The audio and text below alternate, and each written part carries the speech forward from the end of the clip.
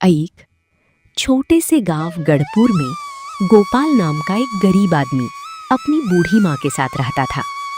गोपाल के पास कोई जमीन नहीं थी, इस वजह से वो जंगल से लकड़ी काटकर बेचता और उसी से अपना और अपनी माँ का गुजारा करता था। एक दिन, गोपाल बेटा, जल्दी निकल जा, सूरज उग आया है। जंगल जाने में देर कर देगा तो शाम तक लकड़ी काटकर लौटना मुश्किल हो जाएगा। हाँ माँ, मैं अभी निकलता हूँ, तो चिंता मत कर। आज कोशिश करूंगा ज्यादा लकड़ियां लाऊं ताकि 2 दिन का खर्चा निकल जाए। गोपाल अपनी कुल्हाड़ी उठाता है और झोपड़ी से बाहर निकल पड़ता है। गोपाल जंगल की ओर जा रहा था। अचानक रास्ते में उसे गांव का सेठ रामदास मिलता है। अरे गोपाल, कहाँ जा रहा है सुबह सुबह? प्रणाम सेठ जी, जंगल जा रहा हूँ लकड़ी काटने। माँ के खाने का इंतजाम करना है ना, बस वही करने निकल पड़ा।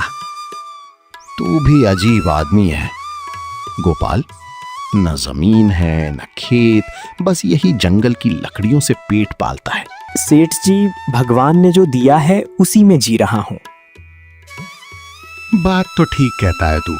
अच्छा सुन, मुझे अपनी गाय की गौशाला बनाने के लिए कुछ लकड़ियों की जरूरत पड़ेगी, क्या तू ला सकेगा? क्यों नहीं सेठ जी, अगर आपको लकड़ी चाहिए तो मैं पहुंचा दूंगा। बस बता दीजिए कितनी चाहिए और कब तक। अच्छा, तो कल से ही लकड़ी मेरे गोदाम में पहुंचाना शुरू कर। दाम अच्छा दूंगा। अगर तेरा काम ठीक रहा तो आगे भी तुझसे ही काम लूंगा। धन्यवाद सेठ जी, मैं अपनी पूरी मेहनत लगा दूंगा। गोपाल जंगल में पहुंचता है।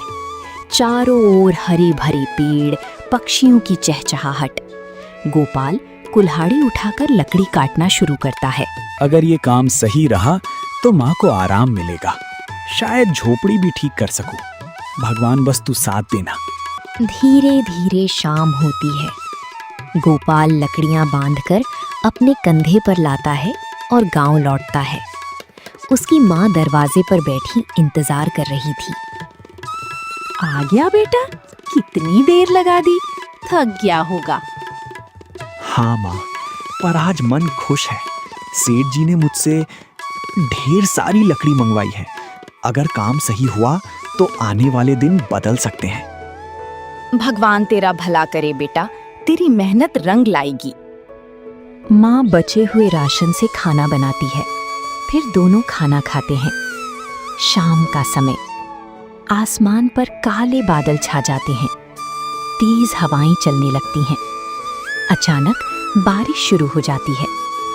गांव की पगडंडियों कीचड़ से भर जाती हैं। झोपड़ी के अंदर गोपाल की बूढ़ी माँ खाट पर लेटी थी।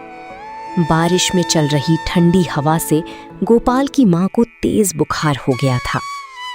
इसके बाद गोपाल तुरंत भीगते हुए बाहर निकल जाता है। तेज बारिश में गोपाल की हालत भीग कर बदतर हो जाती है। वो भीगते हुए सेठ रामदास की हवेली पर पहुंचता है और दरवाजा खटखटाता है। तभी दरवाजा खुलता है और सेठ अंदर से निकलता है। अरे गोपाल, तू इस वक्त और इस बारिश में यहाँ क्या कर रहा है? सेठ जी, मेरी माँ को तेज बुखार हो गया है। हालत बहुत खराब है। घर में ना दवा है ना राशन। मुझे पैसों की सख्त जरूरत है। तो तू चाहता क्या है? सेठ जी, मुझे कुछ ज्यादा पैसे उधार दे दीजिए। मैं कुछ पैसे लकड़ी में कटवा दूंगा और बाकी मैं मजदूरी करके लौटा दूंगा। ठीक है गोपाल, पैसे तो मैं दे दूंगा, लेकिन ब्याज देना होगा। ब्याज? सेठ जी, मैं गरीब आदमी हूँ, ब्याज के साथ पैसे कैसे लौटाऊंगा? तो सुन, मैं बिना ब्याज के पैसे नहीं देता। यदि ब्याज के साथ पैसे देने हैं तो बता, वरना पैसे भूल जा। ठीक है सेठ जी, जो शर्त आप कहें मैं मान लूंगा। ये ले कुछ रुपए। और याद रखना गोपाल, ब्याज सहित पैसे समय पर चुका देना, वरना तू जानता ही है। धन्यवाद सेठ जी, मैं मेहनत करके एक एक पैसा चुका दूंगा। माँ देखो, वैद्य जी से दवा ले आया हूँ, ये लो, अभी खा लो। गोपाल माँ को दवा खिलाता है और पानी पिलाता है। कुछ देर बाद माँ का पसीना छूटता है। अरे अब थोड़ा आराम लग रहा है बेटा। भगवान का शुक्र है माँ, तू जल्दी ठीक हो जाएगी।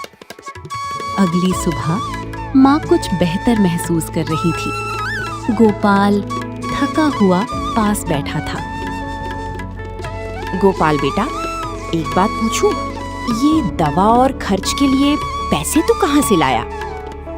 माँ, कल रात मैं सेठ गोपाल दास के पास गया था, उनसे उधार लिया है, मगर सेठ ने ब्याज की शर्त रखी है। ओ बेटा, ब्याज वाला पैसा गरीब आदमी को और गरीब बना देता है। हमें सोच समझ कर कदम रखना होगा।